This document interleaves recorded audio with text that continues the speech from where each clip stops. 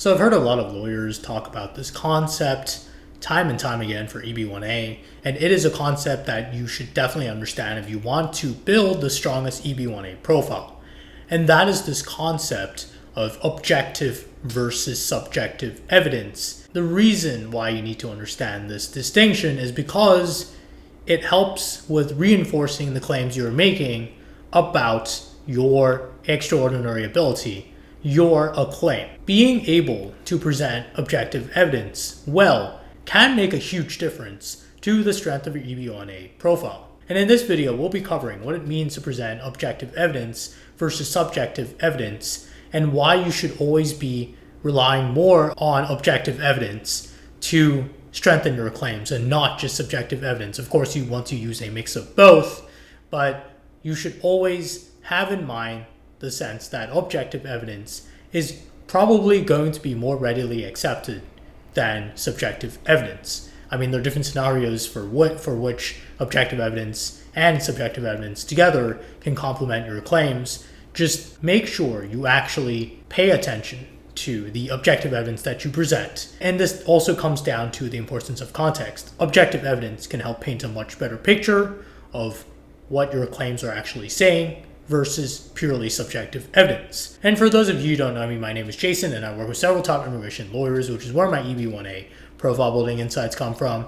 I also run a paid newsletter for $12 per month, through which you can get access to my newsletter resources, which includes a profile building opportunities database that lists over 400 opportunities categorized by field and criteria. You will also get access to my private group, where members have been able to find co-authors for papers and articles, have been able to find collaborators in general for profile building, and have also been able to find opportunities shared by other members. You will also get access to upcoming virtual events with top immigration lawyers, where you will get to ask your EB1A questions, and this is so that you get insights on the most recent developments in EB1A. If you're interested in these resources, check out the link in the comments. But going back to the video, understanding this distinction between objective and subjective evidence is going to really play a crucial role in building a strong EB1A profile, because it will help you contextualize a lot of your claims. So what do I mean by objective evidence?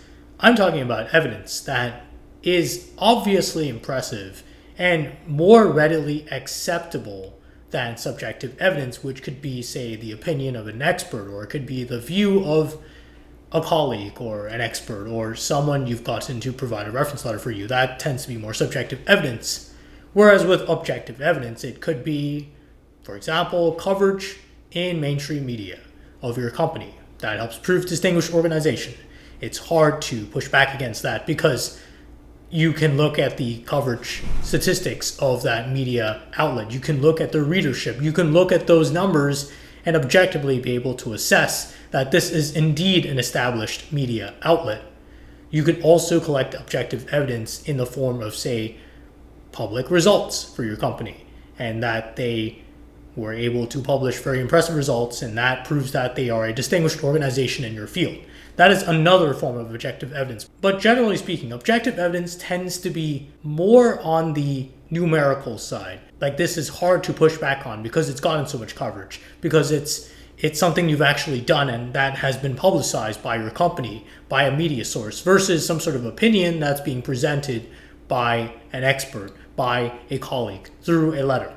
That tends to be more subjective. And this objective evidence just tends to make your profile overall more impressive. Another example could be, say you've generated millions in revenue for your company's product and it's public information.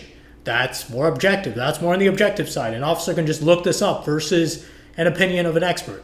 So this is a distinction that you will definitely want to understand, and you will definitely want to go into lawyer conversations understanding, so that you can present the strongest possible evidence that your lawyer can then use to present the strongest possible EB1A profile for you.